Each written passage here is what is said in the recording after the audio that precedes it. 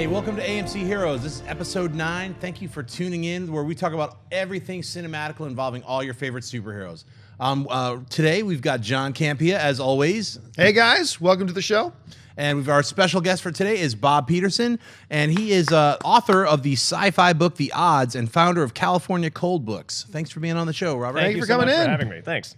So let's launch it right off the bat. Let's talk about the Suicide Squad. Pics of the full cast. We got pics of Harley Quinn. We got pics of Deadshot with his helmet on. We've got all these pictures. They're shooting the movie. They're in full flow, and we're checking it out. What do you guys think of these amazing set pictures and the reveal of what the Suicide Squad actually think? Let's start with you, John. Look, there's a couple things.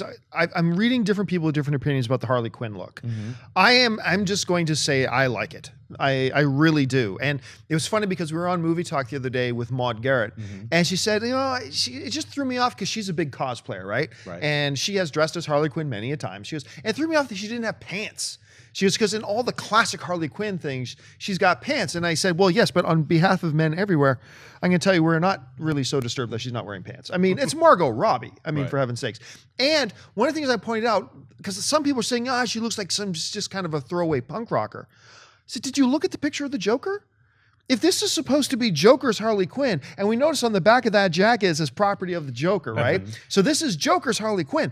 Then if he's looking all kind of soccer hooligan punk rocker-ish, why wouldn't she? I think it's a great blend of the classic style of Harley Quinn with what this new look they're going for. The one thing I'm a little uncertain of, and I say uncertain, not against it, because I may end up loving it, but is the look of Killer Croc. Because I look at that picture of Killer Croc, and I mentioned this on the show the other day, and I think of Michael Chiklis's The Thing. It definitely is very reminiscent of that. Yeah. And, something I said on the show is like, for everybody's always saying, practical is always better than digital. No, it is not. But sometimes it is. I'm looking at it, and I'm not loving it, but I see potential in it. That maybe depending how they play it, it come off great.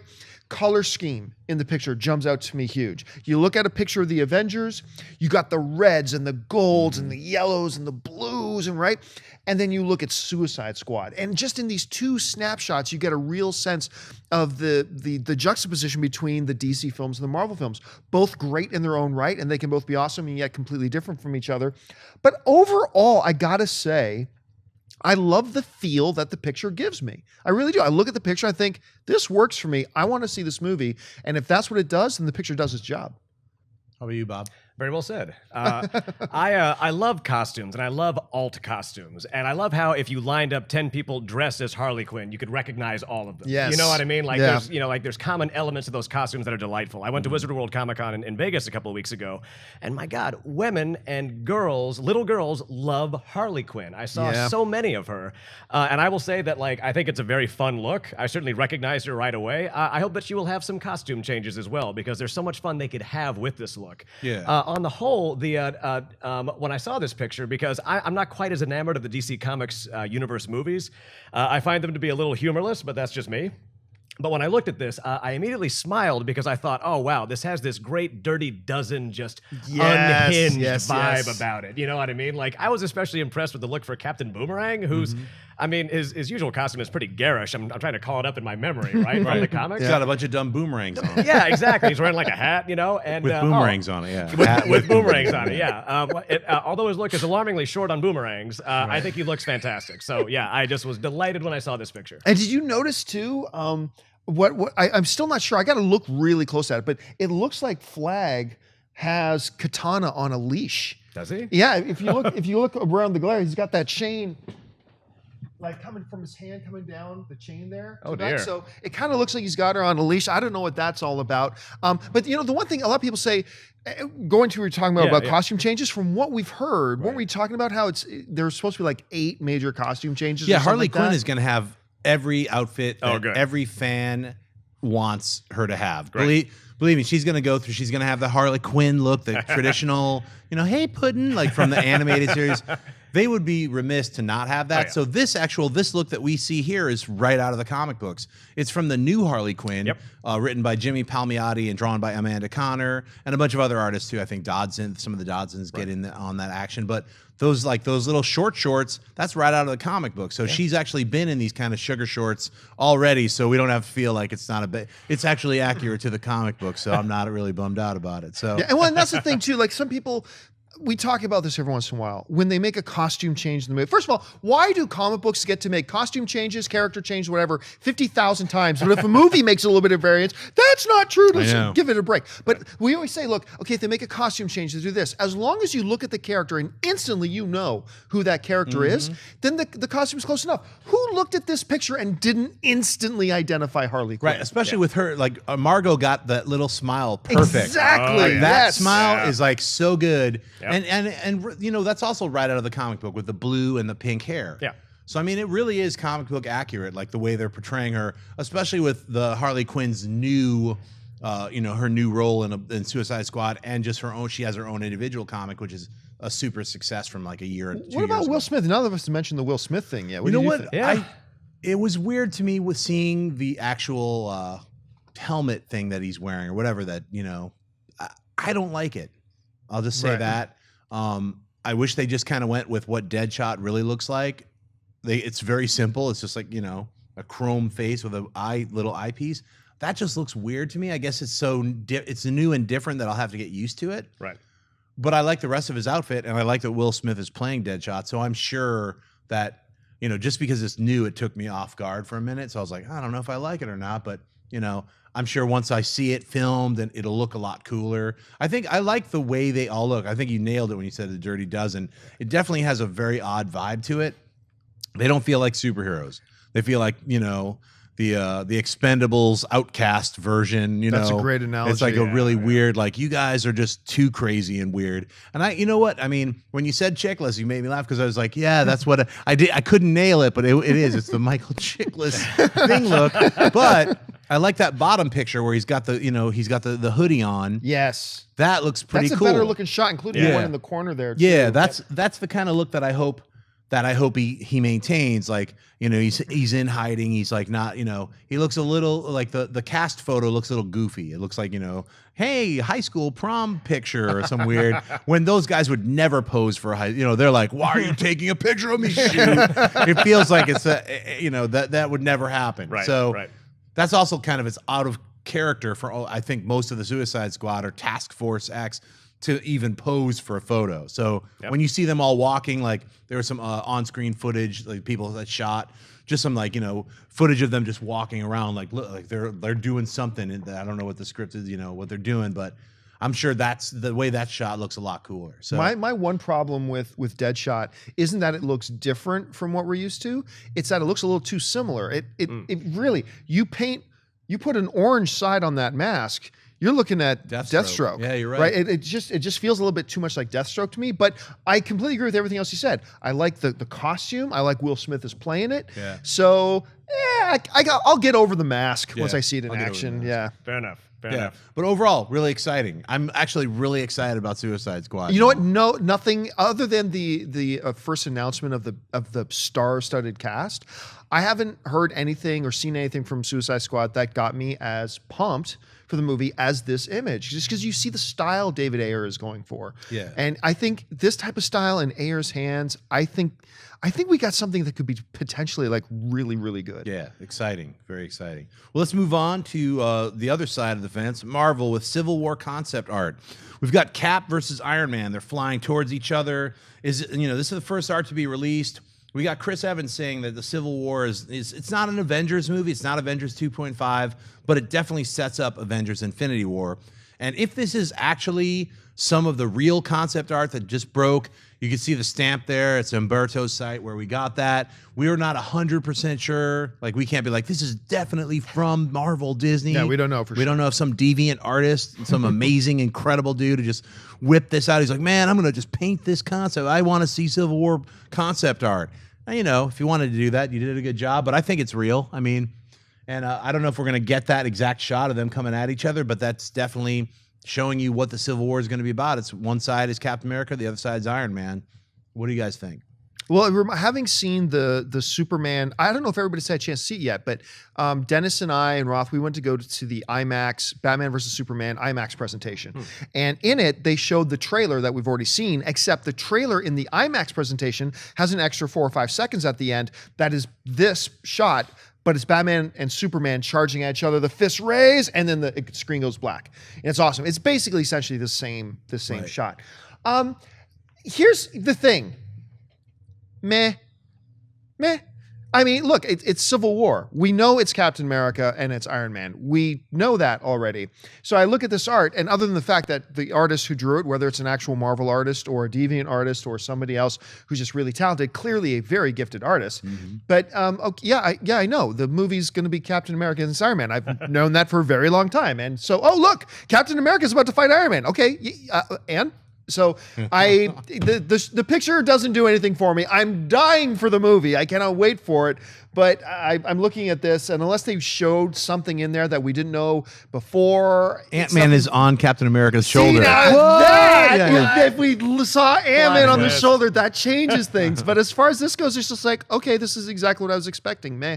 What do you think? Well, I just read Civil War and I really liked it, and I will say that it very well could have been fodder for like an official Avengers movie. But I'm glad that it's a Captain America movie because just me, like I very naturally found my sympathies aligning with Steve Rogers. Like right. he represents like a principled, transparent military. He's kind of an old school, maybe like FDR kind of progressive populist guy. You know what I mean? And like so I like that he is is going to be the hero of this with Tony as roughly an antagonist. I'm kind of with you. I'm just kind of like, well, I figured they're gonna punch each other, like they always punch each other. Like every time I go to see one of these movies with my girlfriend Lauren, she like when we saw Avengers, she leaned over when like Thor and Iron Man were fighting, and she was like, "Honey, aren't they both good guys? Like, why are they fighting?" And I'm like, "It's a comic book movie; they have to." Costume changes. I will say that I like the look on Cap here, and I will say that his look in Age of Ultron was probably my favorite yet. Yeah, definitely. It was a synthesis of all the earlier looks. Yeah. I mean, I buy the art; it's cool. But we saw that happen with the Hulkbuster and Hulk in Avengers: Age of Ultron. They both did the punchy thing, and shockwaves happen. I mean, it has to happen in every Superman movie. They've got to run at each other and have that puncho scene. But I think this is just a big metaphor for like there's going to be this side, and there's going to be this side. Here comes the Civil War. Hopefully, we'll see a lot more concept art. Oh, wait a minute, we're going to see the movie in a year. Isn't that cool? It comes out in 1 year. About 1 year. I mean, they're shooting it right now, so it's like we don't have to wait 3 years. That's what Batman versus Superman has done to us. It's just we talk about movies, we just assume it's like 18 years away. But I will say this about the shot, though. I never would have thought that the way the movies have been set up that Captain America can actually fight Iron Man. After watching Age of Ultron, hell yes, he can. And hell yes, he can win that fight. So I'm very excited. He was toe to toe with Ultron on top of that truck. One of the best action sequences in the whole movie. So much fun. Can I offer an anecdote about my sister? My older sister is kind of like the comic book expert in my family, even more than me. And I remember asking her as a little kid, what are Captain America's powers? And I remember, and she explained to me, she said, well, like technically he kind of doesn't have any. Like he's just sort of like the upper limit of human possibility. But as such, he is so well trained that he can engage anybody in battle. Like just with that shield, he can take on anybody. So I like that about him. Yeah, one of my favorite scenes is from Captain America Winter Soldier when they drop him off at that tanker at the very beginning. You just see him go to work. It was like so much fun. So much fun. fun. Wait, does he have a parachute? Nope. All right, so let's move on to the other side of the fence. Once again, Batman v Superman art leaks. So we don't know what kind of artwork this is, whether it's official or not, but it looks pretty official. It's some fight style art with Batman on one side, Superman on the other, plus a lot of color designs of Wonder Woman, and we've got like our first look at the armored Batman. So I don't know, like once again, this got released, I guess from like either like some poster possibilities or toy designs. It got leaked online. A lot of it got pulled. We see Wonder Woman with a really cool cape, and we see the armored Batman. There was also pictures of the Superman from the movie and the regular Batman outfit. But what do you guys think about this? Well, I mean, it's very consistent with like aside from the fight posters, which is a cool concept. You thought you heard that is coming from an upcoming promotional material of some sort for some product, which was cool. The look, at least of the Batman armor. I mean, we have seen the Batman armor before. We've seen it in the trailer, and it's very consistent with what we've seen. What stands out to me, and once again, we don't know if these are real or not, but let's go on the assumption that they are. the Wonder Woman look is actually quite different from that picture that DC did release at Comic-Con of Wonder Woman standing in the, on the lava stones, whatever, which was a much more muted, more of a copper kind of feel to it. This is whereas the Batman armor, very similar to what we've seen, the Wonder Woman thing is actually quite a departure from what we saw in that other art. So does that mean that they were not actually done with their concept drawings of what they wanted their Wonder Woman to look like? Or does that mean that this is fake? Or does it mean that, who knows what it means? It just stands out to me this interview that's quite a departure when the Batman one is quite similar. Right. I will say that no kidding, that the look for Wonder Woman that they have for this movie coming up is maybe my favorite for her ever in anything ever. And here's why: is because if I somehow could write a Wonder Woman comic, I would clothe her in attire similar to Trojan War armor, where like back in the day, if you see paintings of Achilles and Hector, like they wore armored skirts almost exactly like that. Like if you need to get Wonder Woman into an armored skirt, like there's your way to it, and it bubbles up straight out of Greek mythology, and I just love that she is wearing that kind of classical armor and carrying a sword. I think she should absolutely carry a sword. So yeah, I love Wonder Woman's look in these movies. Yeah, and it's like right out of Zack Snyder 300. That's I mean, they got the right guy when it was like, look, we're gonna bring Wonder Woman into this. He just borrowed a little bit from himself and was like, that definitely has a 300 vibe to me. I love the look, and I really like the cape too. I mean, I think it's a really cool. I don't know if she's going to go through multiple costume changes like Harley Quinn. I think she's going to wear like a dress or a couple. She's going to be like, Princess Diana. I don't think she's going to be in like 50 different outfits. But I like this look, and I love the armored Batman. That's right out of the Dark Knight. So it's really cool, and it's I love those posters. Whether it's going to be selling Coca-Cola, I don't really know what those posters are for, but that's a fight that I want to see. Yep. So. Oh, are you kidding me? I shouldn't even say this, but I'm going to drop a little bit of a bomb right here. I should not say this right now. I'm admitting that because it might not happen. This is not a locked deal. I'm just going to tell you this. I've been contacted by representatives, and let's just say that somebody very big with the Batman versus Superman project, representatives asked us about our interest in having them come in and be on this show. Nice. So keep your ears open, and when I have more I can tell you, I will tell you more. Mm-hmm. Well, I there's no way I didn't know you were going to get Alfred. If I could get Jeremy Irons on this show, he's amazing. He's incredible. I would say that's a big. I'd ask him to do the whole interview as Scar. Just do the entire interview as the voice of Scar. All right, let's go to Avengers Age of Ultron. So it got released in theaters everywhere, across the world. There's Ultron holding a giant I love that picture. big amount of cash because they made a lot of money, and almost as much as the first film. Let's talk about fan reaction to Avengers Age of Ultron across the world.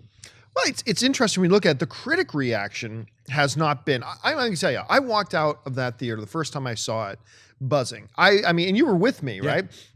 John and I saw it like weeks ago, and I came out, I was just buzzing. I had so much fun with that movie. As a matter of fact, at the moment that I walked out, I wasn't even sure if I thought I might have liked the second one better than the first one. I'm not so sure I do anymore, but I still adore that film. I've seen it 2 more times since. I'm probably going to see it about 35 more times. I love this film. But I was a little bit surprised to see that the critic reaction has not been nearly as warm. Right now, it's still certified fresh. It's got a 75% of Rotten Tomatoes, but that's down from like the 91 or 92 that the first one did. And some critics I know who are friends of mine literally gave it a negative score, which was weird to me because when you read the review is, this is great, this is great, this is great, this is great, this is great. I didn't like it as much as the first one. Negative score. I mean, it's just the funny thing that seems a lot of people are taking that if a sequel isn't as good as the first one, or if a remake isn't as good as the other one, automatic negative. I will never understand that mentality. But when you look at the fan reaction, the fan score right now is hovering at 91%. So it's been pretty good. The money this thing made, considering that estimations are right now that 40 million Americans watched that Manny Pacquiao-Floyd Mayweather fight on Saturday night. Yep. Well, you got to consider, okay, let's say only 5 million of those would have gone to the movie. Well, there's $50 million more dollars. I think, so it made $191 million opening weekend. I think as a result of that Manny Pacquiao fight, I think what you're going to see is that the second weekend is going to have less of a drop off than the first Avengers had, because I think there's still a bunch of people that would have gone to see it opening weekend that didn't. Now they're going to see it now. It's been spectacular. Honestly, I had a couple of quibbles with it, but overall to me, it was the movie I wanted. I loved the film, very excited about it, and yeah, I was really happy. And in addition to the boxing match, there was also the NBA playoffs. I think the Kentucky Derby. The was Kentucky this past Derby weekend. was There the a lot of same day, distractions. yeah. And it still made a gajillion dollars. And you know, like you were talking about your friends, you know, who said like, you know, this, and this, but I didn't like it as much as the first one. And I feel like. I mean, I'm not pointing any fingers, but I feel like sometimes fans, me included, can look at a movie like, say, an equation with like, you know, this plus this plus this plus this. And if any one of those elements isn't what they want, they just write it all off. I'm just like, oh, but like so many other elements are so good, you know? And like me, Age of Ultron, John, you and I were talking about it. There was definitely some stuff that I wasn't so crazy about. I felt like it was carrying some water for the larger Avenger, you know, like Marvel, you know, franchise. I felt that most dramatically in the scene in Wakanda, and of course I felt like the twins were a little underwritten. I did. But on the whole, I just found it to be just so impressively weird. And I can't help but think of like Joss Whedon's larger body of work. And like the first Avengers movie, its tone was one of largely triumph. It had like a lot of like fist pump moments. Whereas this one, like it had those dream sequences. I loved how a wonderfully biblical Ultron's dialogue was. He reminded me a lot of Adam from season 4 of Buffy. If we got some Buffy fans in the house, just like this kind of hulking brute, you know, who just was always pontificating about life. So I found it, and I'm gonna cite my favorite movie critic, Matt Zoller cites, who talked about it as this imperfect but very noble enterprise. Mm-hmm.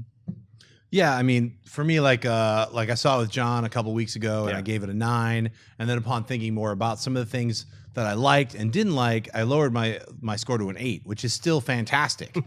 So, I mean, it's not like, you know, just because I didn't like it as much as the first movie and I found some very big flaws in the film doesn't mean that I didn't enjoy a lot of the rest of it. In fact, 80% of the rest of it, if you look at 100% and you're like, I give it an 80, here's 20% that I could have done without.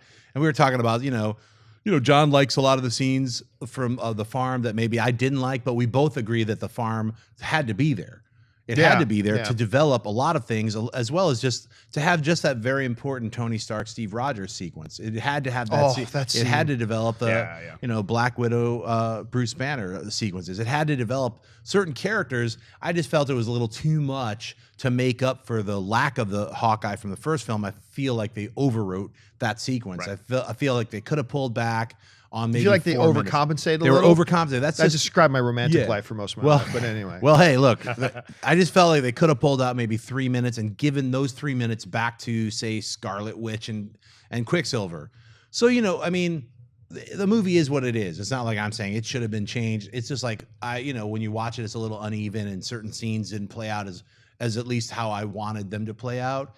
Henceforth an 80, which is still like, that's a B, which is pretty awesome. I mean, you know, fans will get mad, like, how come you don't love it, you know?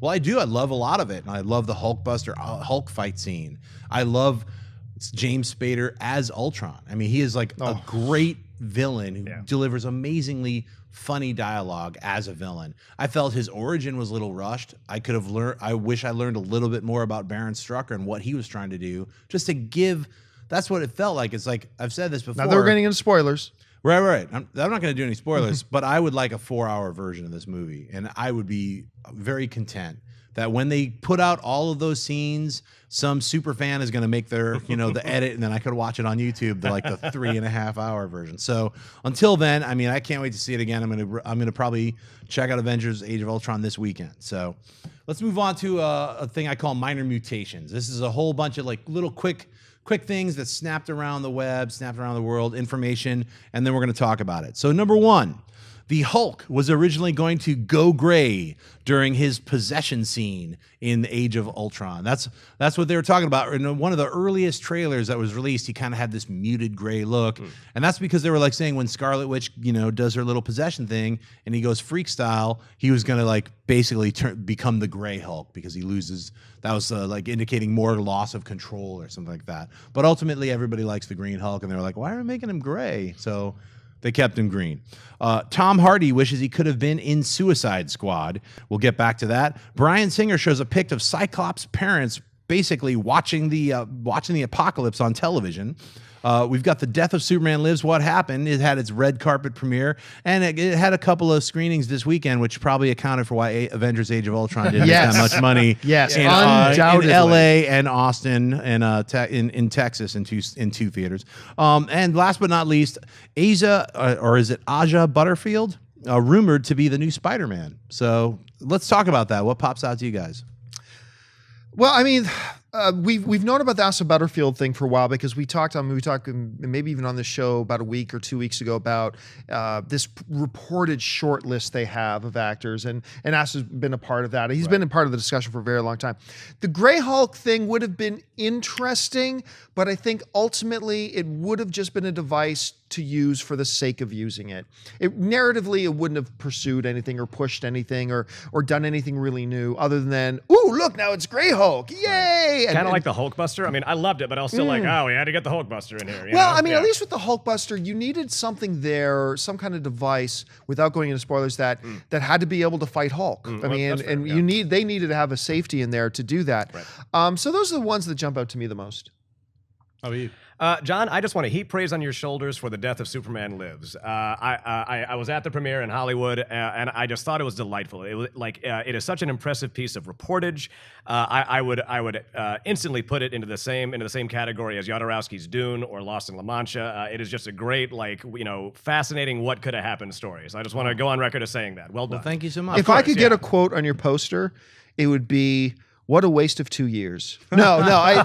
For those, I mean, seriously, I said at the, I did the Q&A with you at at he the moderated screening on Friday at the Egyptian in Hollywood, and I honestly meant it. We work together and we talk movies and we geek out. Seriously, man, I am so proud of you for what you were able to accomplish with that, because I thought it was a great Superman movie. I thought it was a great What If movie, and I thought it was a great behind the curtain in Hollywood movie. It's really all things wrapped into one. You did such a great job putting it together. So bravo, sir. Thank you so much, guys. That means a lot to me.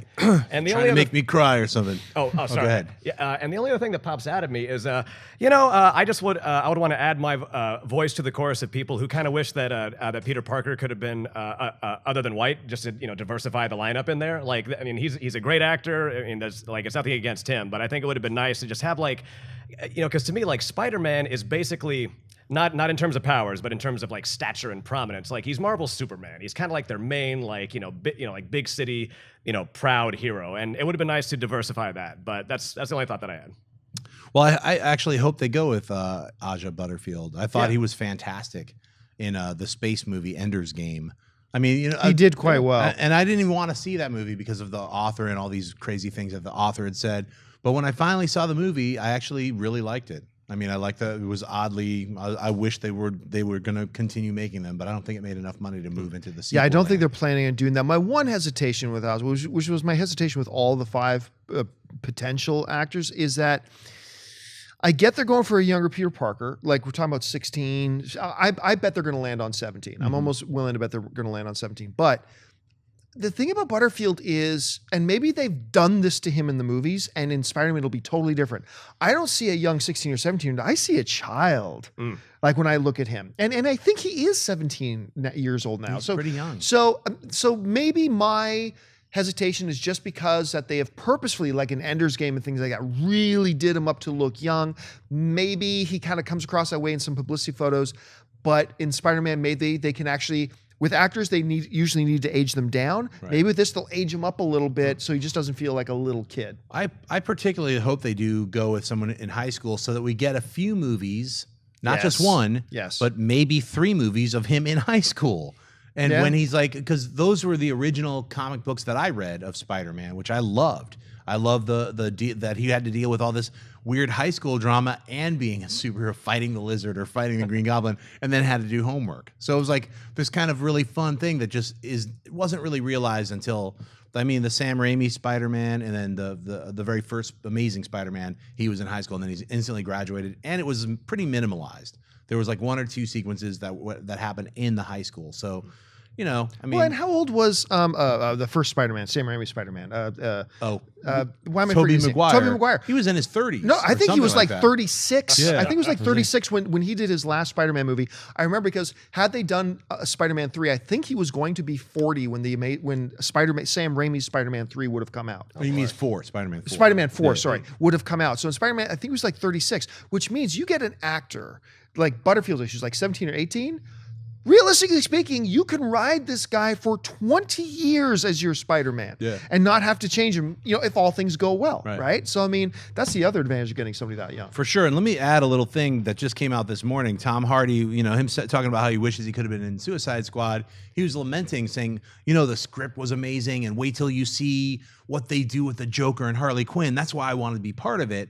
Which sounded great. I was like, oh, I do it. Now I have to wait and see, right? Thanks a lot, Tom Hardy. But then he, this morning, I didn't add it in here, but he's talking about how he would love to play the Punisher. What do you guys think about Tom Hardy playing the Punisher? Oh, if I may, it's funny. I'm kind of a DC comic reader at heart, but the one comic I read most loyally over the years when I was in high school was The Punisher. So he is near and dear to my heart. I think Tom Hardy would be great. I remain dubious of the idea that he can carry a movie on his own, and like I kind of liked all three of them, even the Dolph Lundgren one. Like I thought Warzone had its charms. I loved Warzone. I loved Warzone is awesome, dude. You're not going to find any haters over Come here. on, like Dominic West playing Jigsaw. Yes. There's nothing wrong with that sentence, you know. But I feel like that the Punisher could be a very effective guest player on the order of Black Widow, where like he shows up in Captain America movies and stuff like that, especially in Civil War, where he's got a really semi-important role in that. So I think he'd be great. I don't care. I really don't. It's not that I don't think it would be great. It's just that, okay, name great actor. Name role. Do you think great actor would be good for great role? Yes. He's talent. He's pure, unadulterated, in its purest solid form, talent is Tom Hardy. I cannot wait to see, what's it called, Legend, that new movie's coming out where he plays the twins. Yeah. And, I mean, that's going to be crazy. And then he's going to be playing like Elton John. Yeah. And now he's got Mad Max coming out. And now, like, this dude, and folks, if you have not seen Warrior, see frickin' Warrior. This dude's awesome in that. He's so great, but it's just another question of, do you think great actor A would be good in role B? Well, if it's great actor A, then yes, name the role, he'll be fine in it. I mean, if it's Tom Hardy taking over the role of the Punisher, you can count me in. And if you haven't seen Bronson, basically you got to check Bronson out. That's a star-defining role for Tom Hardy. Let's go into the superhero flashback zone. This is a segment we do every week. We go back in time, not too far, maybe a little bit far, and talk about a superhero movie that happened. This week, we're going to talk about Blade. This came out in 1999, and this is the movie that basically was the first Marvel movie done right. Blade the Daywalker. So Wesley Snipes was Blade. Chris Christopherson was Whistler, and we had Steven Dorff playing the Deacon Frost. So this film got you right off the bat, right into the movie, as we were like followed Blade into some crazy rave filled with vampires who clicked off a button and then just blood came shooting out of the water sprinklers. It was one of the most fantastic scenes that I had seen yet involving vampires, first of all, and then involving a superhero film. So this was like, you know, you got to remember back in 1999, we didn't have like 55 superhero movies coming out every year. We didn't have like a million superhero movies in production. In fact, people like would laugh about comic book movies. They'd be like, what is that, from a comic book or something? So let's talk about Blade. Robert, what do you think? Oh my goodness, I was delighted that you picked this one, just because I enjoyed the heck out of it when it came out, and whenever the conversation arises among like my movie geek friends, great openings in movies, the first one I always mention is Blade. Because I remember like at the time I was like, wow, I remember just watching and thinking, oh, this is so fresh. I have not seen this before, this imagery. It was just delightful. And it was just so, like, it built up so perfectly. It was really unsettling. I've been using that word a lot today, unsettling, you know? Guess what? It was unsettling. It was unsettling, you know? Also, if memory serves, I think that was Kenneth Johnson, Lemonhead from The Shield, who was the hapless mortal in that opening sequence, because I was watching it again recently. So, yeah, and the rest of the movie is pretty dang good. In my heart, I kind of like to imagine it in the same universe as Buffy the Vampire Slayer. But then again, I put Buffy and Ghostbusters in the same universe too, so that's just me. Buffy you could spread out over a lot of things, universes. Yeah. So thumbs up for Blade. I remember right around the time that Twilight was at its peak, somebody made that great poster where you saw Robert Pattinson and I forget the girl who played Bella sitting down, and they very faintly put in this with Photoshop Blade in the background walking towards. So it's like, this is the movie I want to see. The Blood Rave. The Blood Rave is a scene that will stick with you all the time. Although I even remember when I was younger watching that for the first time when the Blood Rave started and you realize there's blood coming out of the sprinkler systems. It's like, wait, if they have that much blood, why do they need the dude? I mean, that was just a simple little question. Right. But the movie was great because the action was so well done. It had been a while since we'd seen action in that kind, you know what I mean? That flavor of action. And the sword play was fantastic. Christoph, I mean, look, Whistler was such a great character in the movie as well. You always need, the lone hero always has somebody, despite the fact that they're the lone hero. And Whistler was such a great part of that. I wasn't big on the big final ending with the vampire god. The CG vampire bats. I agree. But you know what? Whatever. The movie was so good up to that point that I was just completely in. And you got a great hero, and then you got a sequel out of it that arguably was even better than the first. Guillermo del Toro with the weird, super mutated vampires. That was just such a fun movie. And then it got a third movie, which we probably will never talk about. But I really liked that first one. I liked Hannibal King. We got some great. No, there were elements. Yeah, Ryan Reynolds and Jessica Biel were great. Mrs. Justin Timberlake with her lightsaber bow and arrow, and she would just put the music on and like be knocking people out. Okay, that's the thing. I know we're totally wrong movie. Wait a minute. You're fighting vampires. You want your senses. You want to hear.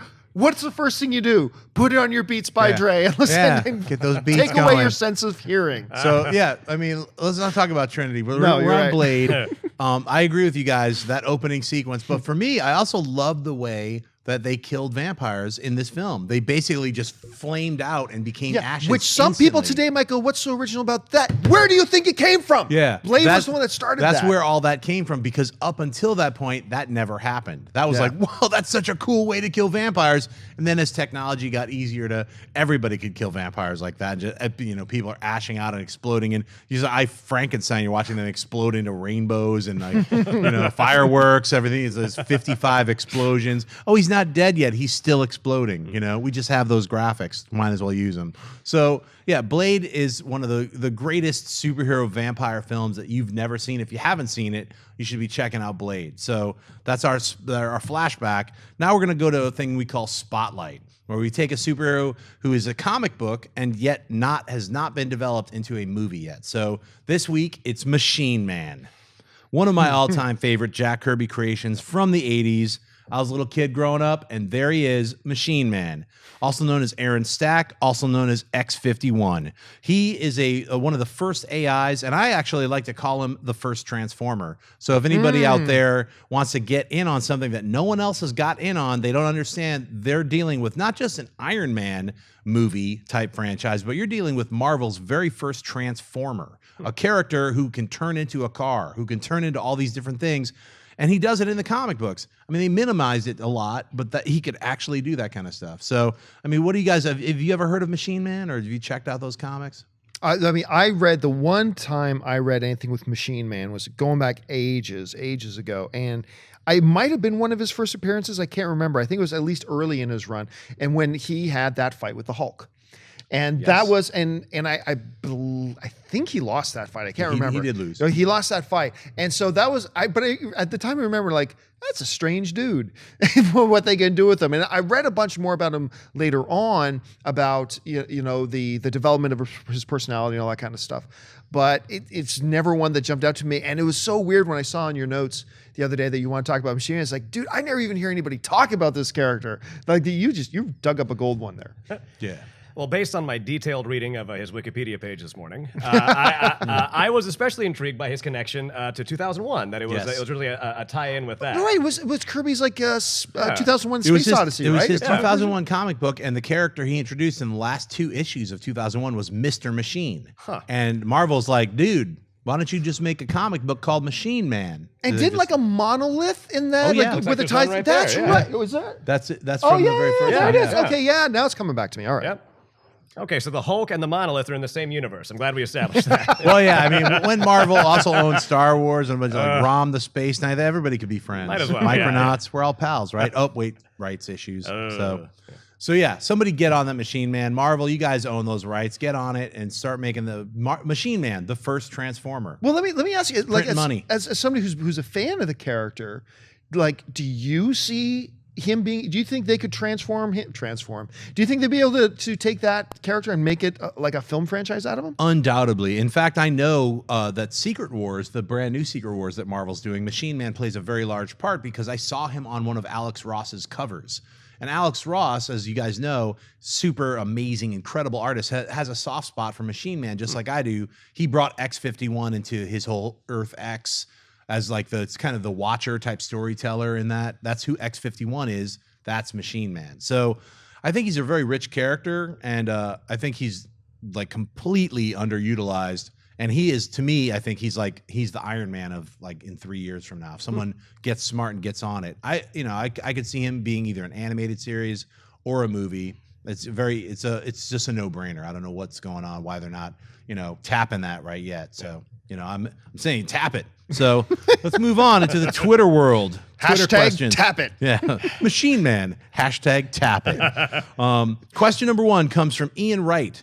Who is that mysterious bald lady, not in the film, entering the hot tub Thor machine in the Age of Ultron trailer? No kidding, because that picture came out and we speculated. It's like it's one of Black Panther's sisters, Right. which it really did look like, one of the honor guard. Sure. It's like blah blah, and then we go to the hot tub Thor machine cave, and she ain't there. So it's like, damn it! I mean, we know lots of stuff gets shot in movies and get into the trailers, which are put together long before the movies come out. And then in the editing room, scenes get cut. I get it. But it's like, that was, in the trailer, that seemed like that was supposed to be some kind of a big deal. Right. This beautiful blonde or bald woman at the pool and then just gone. So I'm sticking with my original theory until I watch the Blu-ray and the commentary that was somebody from Wakanda, probably part of the Royal Honor Guard. Whether it was actually, Panther's sister, we'll see. I don't know, but I got no other option other than to think that.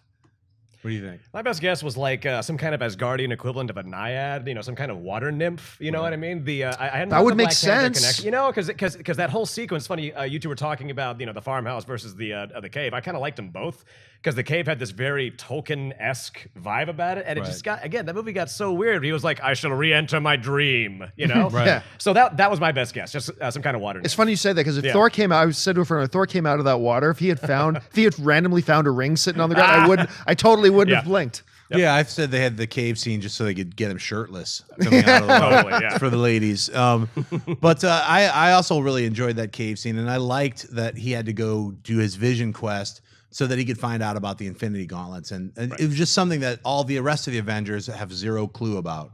I know they're like, now the Vision's got a gemstone. They're like, what's up with all these gems? Eventually, they're going to figure it out, and Thanos is going to be hanging out. Yeah, so, the hard way, Yeah, the hard way. They're going to figure it out. Let's go to question 2. We got Rob Foxworth.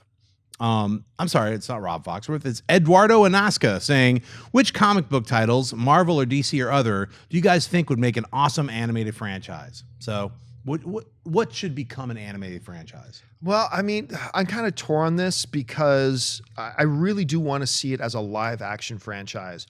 But if I can't get it as a live action franchise, I'll take it as animated. The Runaways.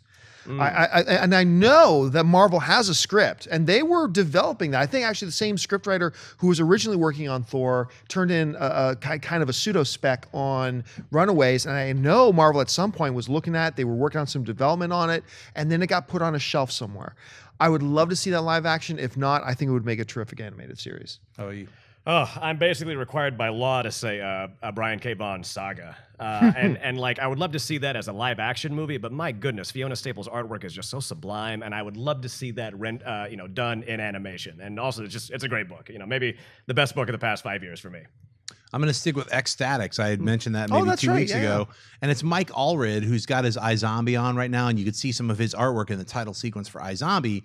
His artwork is so perfect for animation. It's an instant adaptation. Ecstatics, especially the first 12 issues, very, very, very tough screenwriting or comic book writing by Peter Milligan. It's right there. It's very easy to adapt, and you can make a kind of an adult comic book animated series just right off the bat. You got all the character designs, turnarounds, rock and roll. So that's what I would do.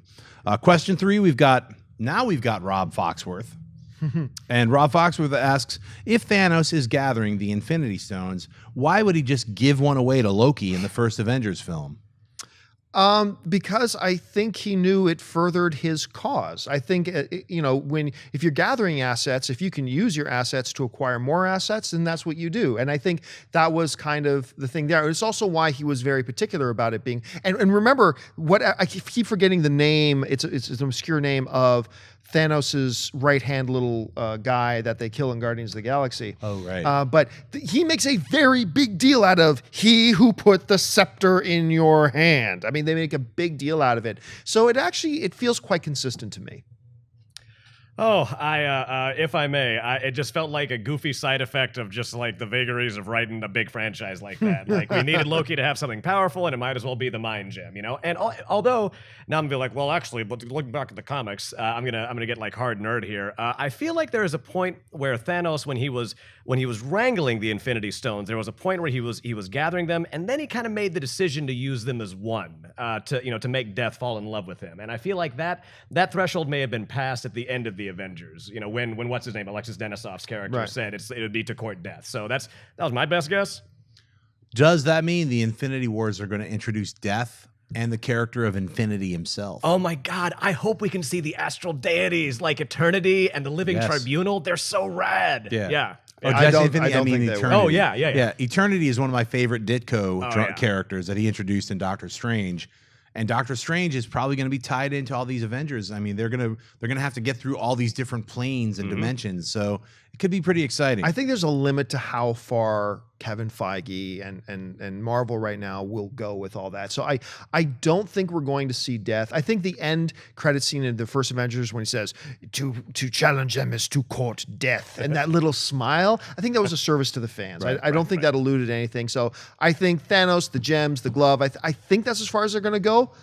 But who knows? It's hard to tell when you're talking about like an infinity gauntlet. Yep. You're like, what is that? I mean, and they're like, these gems have existed before time itself. You got ether and other weird stuff. So you're right. I mean, it's going to ride that line. We don't know how far they're going to roll. So, all right. Question 4 is from Magnus Knight. It says, was there a Doctor Strange film in the 90s, but was retitled Dr. Mordred due to bad writing?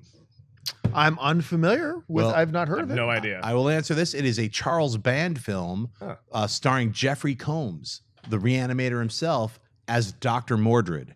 And basically, this guy Charles Band, who did a bunch of things like Puppet Master and Trancers, he did a lot of low-budget horror films.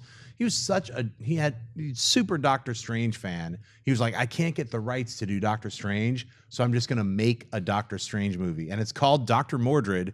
It's put out by... I don't know who puts it out right now. So I think it's like it's available on Blu-ray. You can get it. They just came out with a Blu-ray of it, and it's fantastic. I think it's a Shock Treatment, or is this one of these companies that Shock Asylum? I'm sorry, I can't remember the exact title of the. Please write it in and on Twitter if you know exactly who publishes the Dr. Mordred. It's all the Charles Band stuff, but yeah, it was a lot of fun. It had like stop motion monsters. He's basically, for all intents and purposes, Doctor Strange. It was a low-budget film, but it's a lot of fun. So if you haven't seen it, that is the low-budget 90s Doctor Strange movie. It's called Dr. Mordred. So very cool. Nice. Ray, why don't you pop up the bonus extra sweaty question of the week? So the hot tub Thor machine in Avengers 2, was that bong water or peyote? That's from Fabian. So what do you guys think? Peyote, bong water? Pick one. Bong water. I'm going to go with peyote at a more conducive to Vision Quest. I'm going to say it was both bong water and peyote. Trick question.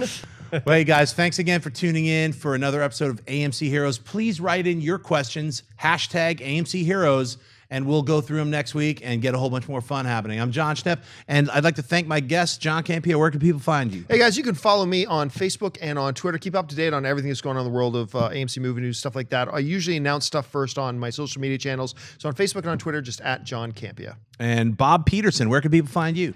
You can find me at Robert J. Peterson, RobertJPeterson. And I also run California Cold Blood Books. We're a small press for sci-fi and fantasy here in Los Angeles, and we're an imprint of Rarebird Books, also in LA. And I'm the author of the sci-fi novel The Odds, which came out this year and is doing pretty well. Can you tell us a little bit about the book? Absolutely, yeah. It is. I call it an extended ode to Big Trouble in Little China. That's just one of my all-time What a great favorite way movies. to put it. Oh, totally. Just like tonally, like that was my muse for this book. And it's just about, it's in this goofy post-apocalyptic future. It is very light in tone. It's just about this drifter, imagine like a Han Solo type. He owes a lot of money to the wrong people. And to get himself out of that hole, he enters a live-action battle tournament, like a Running Man style tournament based on the rules of chess. So whatever piece you're assigned governs what kind of weaponry and vehicles you can use. And I'm also a crime fiction geek, so there's an element of a gumshoe sort of mystery to it as well. But yeah, again, Big Trouble in Little China, that's just near and dear to my heart. Where can people get The Odds right now if they want it? You can get it wherever books are sold. Our distributor is PGW, so it's just about anywhere, certainly in LA, like Book Soup or Vromans or Skylight. And it's also available at virtually every online outlet. Nice. And I think on Amazon, the search string should be The Odds, a post-apocalyptic action comedy, or just Robert J. Peterson. Thanks for asking. Excellent. And I'm Jon Schnepp. You can find me on Twitter and Instagram, just at Jon Schnepp and at TDOSLWH. My film, The Death of Superman Lives, What Happened. We're doing like little theaters here and there. We're doing meet and greets. So we'll be doing that through May. We'll be at the UK, like at the MCM Expo. So get your tickets. If you're a UK sweaty, get your tickets now. We're doing 2 nights, May 23rd and May 24th. At the MCM Expo, and then we'll be coming back here in June doing a couple more screenings, and it comes out July 9th at San Diego Comic-Con, digitally, globally, everywhere on July 9th. You can check it out. So thanks again for tuning into AMC Heroes. #AMC Heroes, your questions, and I'll see you guys next week.